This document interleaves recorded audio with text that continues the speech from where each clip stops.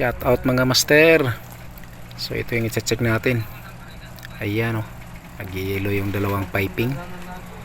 So yung mga possible or yung dapat nating i-check pag ganito yung mangyari sa isang unit mga master. Una, maybe undercharge yung unit. Pangalawa, baka sobrang dumi na yung air filter o kaya yung pinaka evaporator coil na ang sobrang dumi.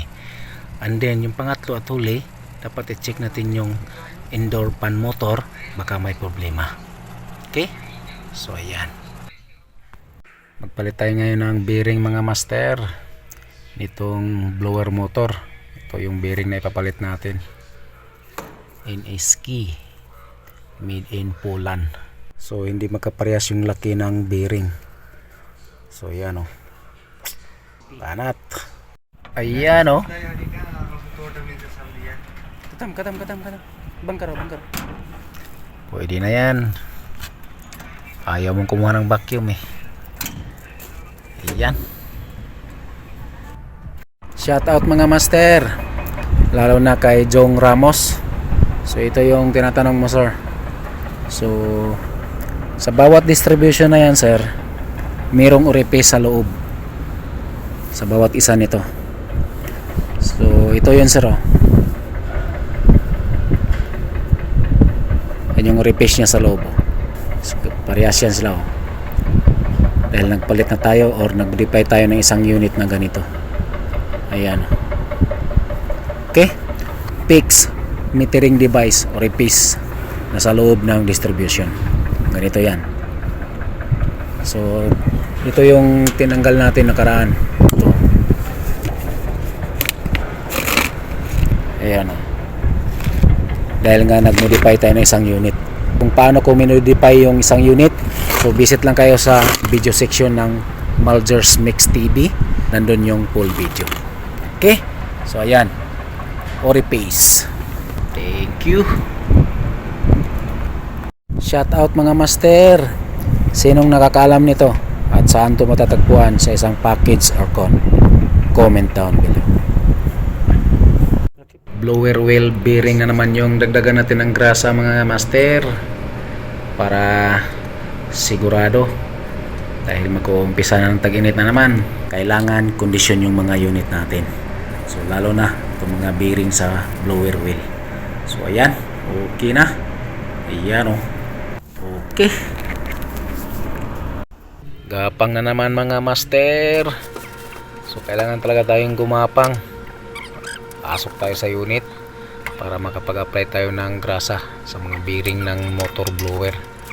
Tulad nito, kaya hindi kaya dun sa kabilang side, so kailangan nating pasukin yung evaporator compartment para makapag-apply or magdagdag tayo ng grasa. So ayan, ang hirap talaga kumita ng pira. Gapang na naman mga master. So kailangan talaga tayong gumapang. Pasok tayo sa unit para makapag-apply tayo ng grasa sa mga bearing ng motor blower. Tulad nito, kaya hindi kaya dun sa kabilang side, so kailangan nating pasukin yung evaporator compartment para makapag-apply or magdagdag tayo ng grasa. So ayan, ang hirap talaga kumita ng pira. So yan guys mga master, yan yung electrical control. Ito yung dalawang compressor 25TR, dalawang compressor. So nag-check lang tayo ngayon ng electrical at saka mechanical. So ito yung heater compartment.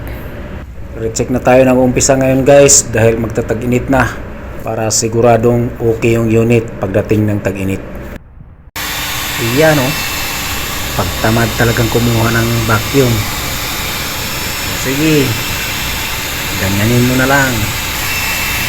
Ayaw mo ha.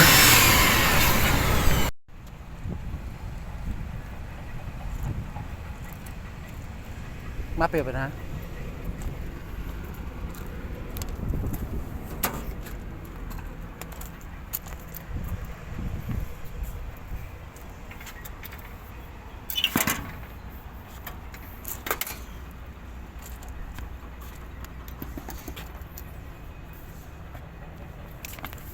Next minute, next minute.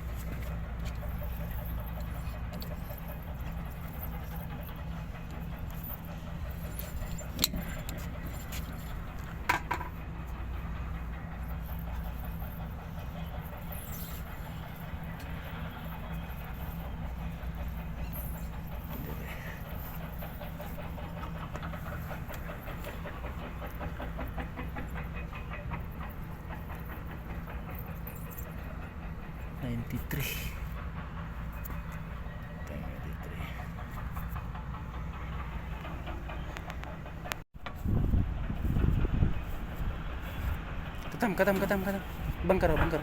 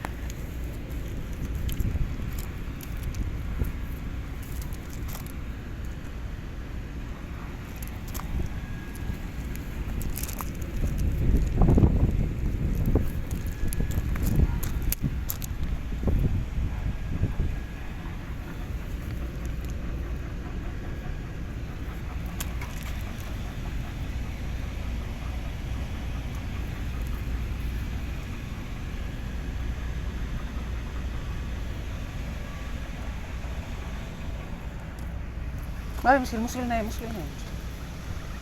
मुश्किल इस बला दिया dah sil jadi मुश्किल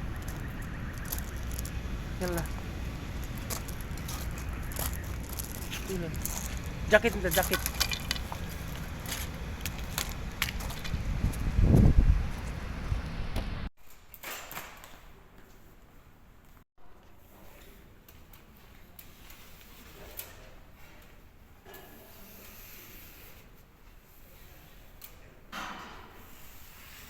shout out mga master. So shout out master. So ito yung tinatanong mo. Ayan o. So yung orifice nandyan naka fix sa loob master. So ito yun o. Tingnan nyo to. Diba? So ito yung tinanggal natin yung nakaraan. Nag-clog na kasi ito. Ayan yung orifice master oh. Maliit. Nandito sa gitna. Ayan oh. So di ba? Yan yung metering device niya. So ito yung metering device niya. Orifice nandito sa loob ng bawat distribution na yan. Okay? So shout out sa iyo. Salamat.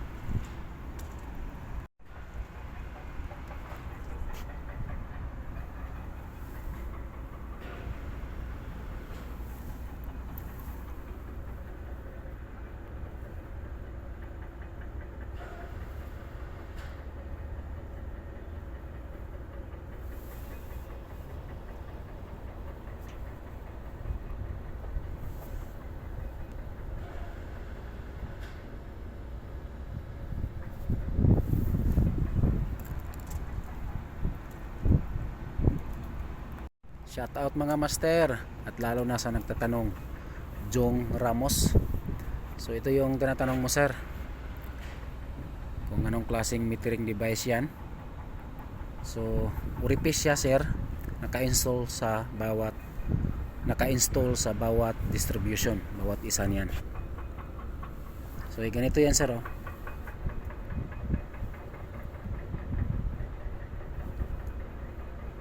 Ayan ang Orifice sa loob oh. So diba, nakaganyan yan oh. So ayan, Orifice sa bawat distribution na yan. So sana naintindihan mo sir, sana. So yan, sana napaliwanagan ka sir, at ingat lagi sa trabaho. Shout out mga master, lalo na kay Jong Ramos. So ito yung tinatanong mo sir. So sa bawat distribution na yan sir, mayroong Orifice sa loob sa bawat isa nito. So ito yun sir oh. Yan yung Orifice niya sa loob oh. Sa bawat isa niyan meron sa loob. So, parehas yan sila oh. Dahil nagpalit na tayo or nag-modify tayo ng isang ganito. Modify tayo ng isang unit na ganito. Ayan. Okay. So sana napaliwanagan ka sir. At yan. Okay. So sana sir napaliwanagan ka.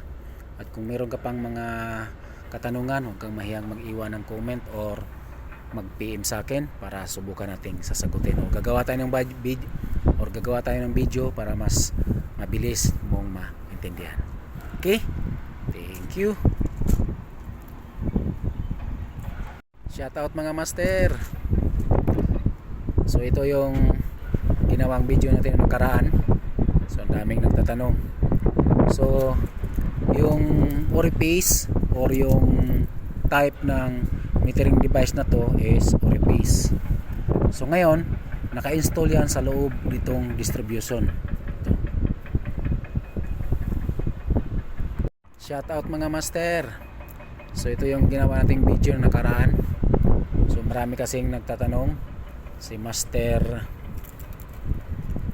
kung saan daw o alin daw yung metering device. So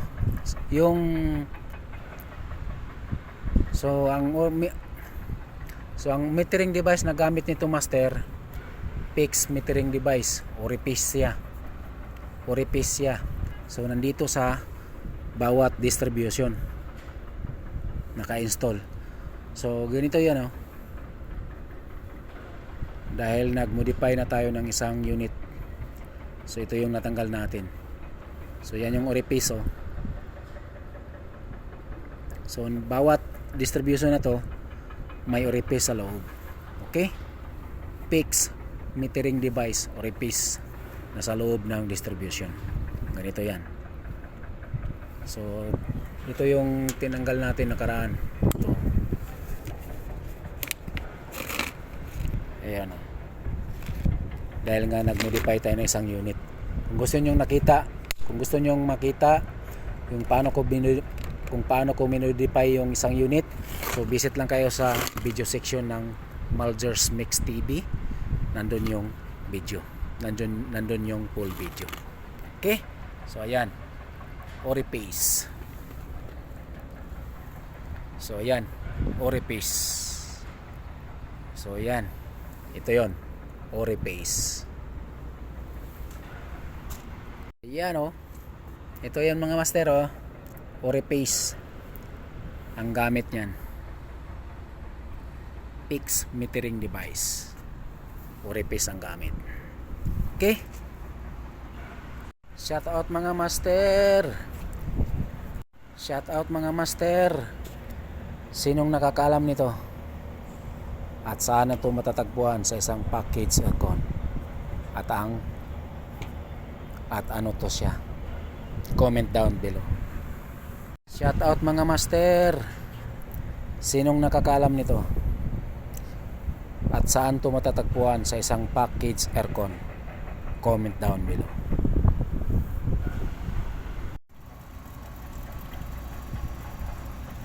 Shout out mga master. Sinong nakakaalam nito at saan to matatagpuan sa isang package aircon? Comment down below. Shout out mga master. Sinong nakakaalam nito at saan to matatagpuan sa isang package aircon? Comment down below. Shout out mga master. Sinong nakakaalam nito at saan to matatagpuan sa isang package aircon? Comment down below. नहीं होता खोल के देखो यार खोल दो अभी open screw अभी अगर स्क्रू मैं भी यार तो कोई ये होगा रे